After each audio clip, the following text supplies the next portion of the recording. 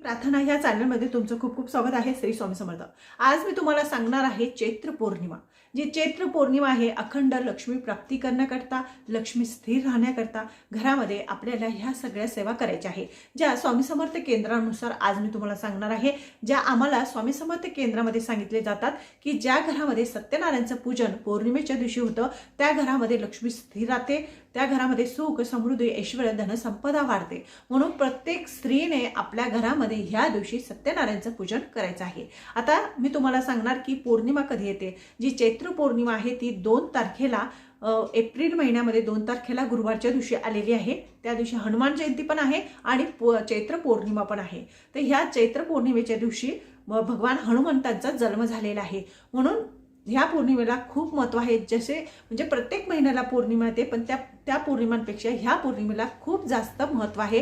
कारण की ह्या दिवशी जर आपण सेवा केल्या तर आपल्याला अनंत पुण्याची प्राप्ती होते. आपल्या घरामध्ये सुख समृद्धी ऐश्वर्य वाढतं आणि आपली लक्ष्मी स्थिर राहते. कारण की लक्ष्मी ही चंचल असते.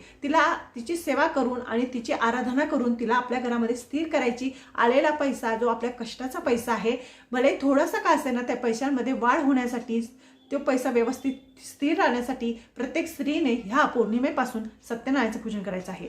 जर तुम्ही सत्यनारायणचं पूजन करत नसणार तर आवर्जून सांगते, खरंच सांगते की सत्यनारायणचं पूजन करून बघा आणि अनुभव घेऊन बघा. तुमची वास्तू झालेली नसेल ती वास्तूसुद्धा तुमची होईल. तुमच्या मनातल्या कामना पूर्ण होत असतील त्या कामना पूर्ण होतात. मुलांचे लग्न होत नसेल, घरात कटकट असेल, वादविवाद असेल, घरामध्ये पैसा टिकत नसेल, लक्ष्मी स्थिर राहत नसेल, तर प्रत्येक स्त्रीने ह्या पौर्णिमेपासून, जी चैत्र महिन्यातील पौर्णिमा आहे 2 तारखेला, त्या दिवसापासून आपल्याला पौर्णिमेचं सत्यनारायण करायचं आहे आणि अनुभव घ्यायचा आहे.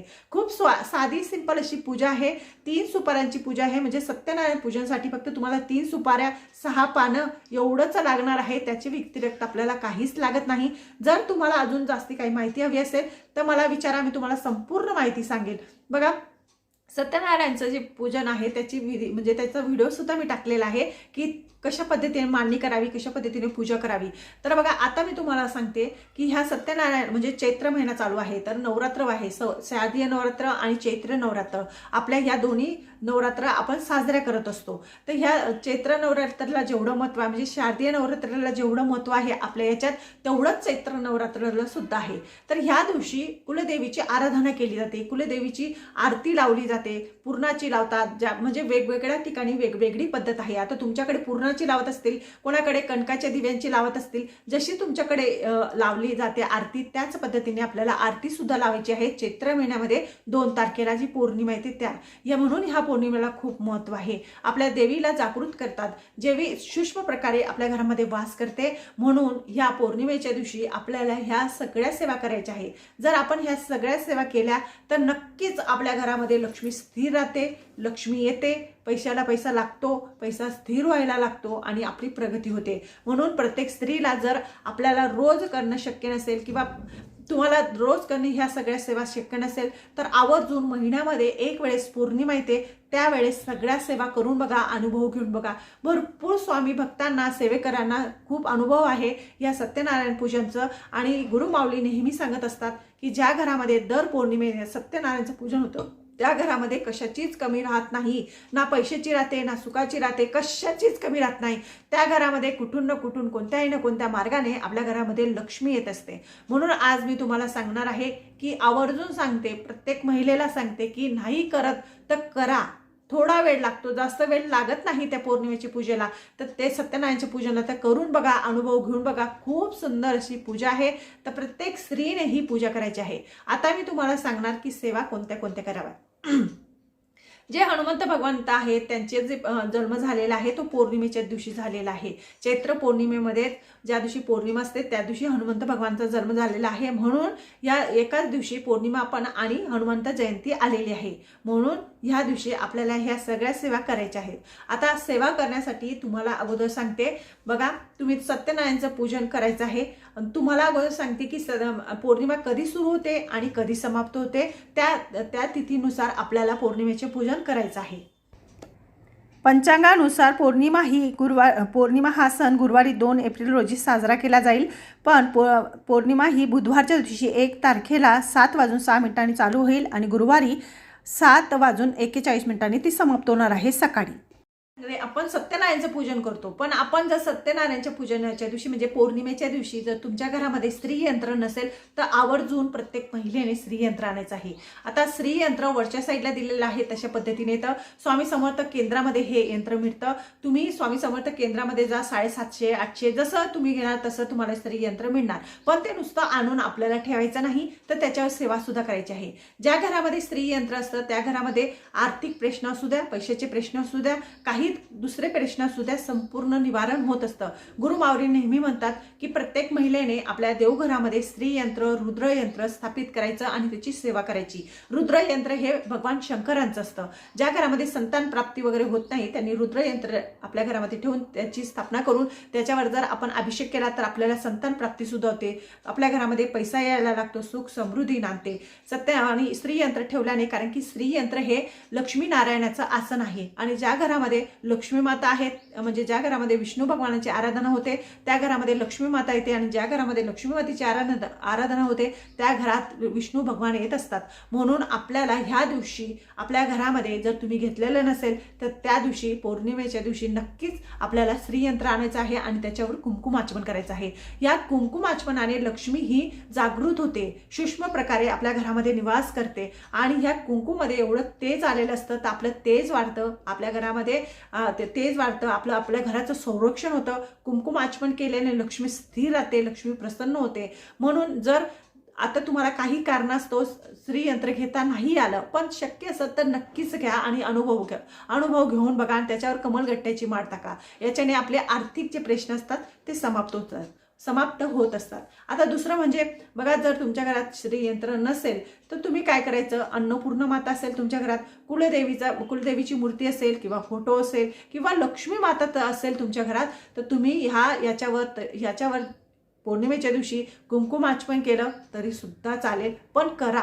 कारण की ह्या गोष्टी छोट्या आहे पण याचं फळ अनंत आहे, खूप पटीने आपल्याला प्राप्त होत असतं. आता दुसरं म्हणजे बघा, ज्यांना वाटत असेल माझ्या घरात सुख समृद्धी ऐश्वर संपदा वाढावी, धनसंपदा यावी, घरातल्या लोकांची प्रगती व्हावी, म्हणून त्या स्त्रीने ह्या पौर्णिमेच्या दिवशी ह्या सगळ्या सेवा करायच्या आहे. आता सेवा खूप छोट्या आहे, तुम्हाला मी सांगताना खूप मोठे वाटेल की अरे बापरे खूप सेवा आहे, आता माझ्याने होतील की नाही, मी एवढ्या सेवा करू शकत नाही, मला तर मंत्र जापच येत नाही. मग तुम्ही काय करायचं, नित्यसेवेचं पुस्तक तर असेल तुमच्या घरात, नसेल तर स्वामी समर्थ केंद्रामध्ये नित्यसेवेचं पुस्तक सुद्धा मिळतं.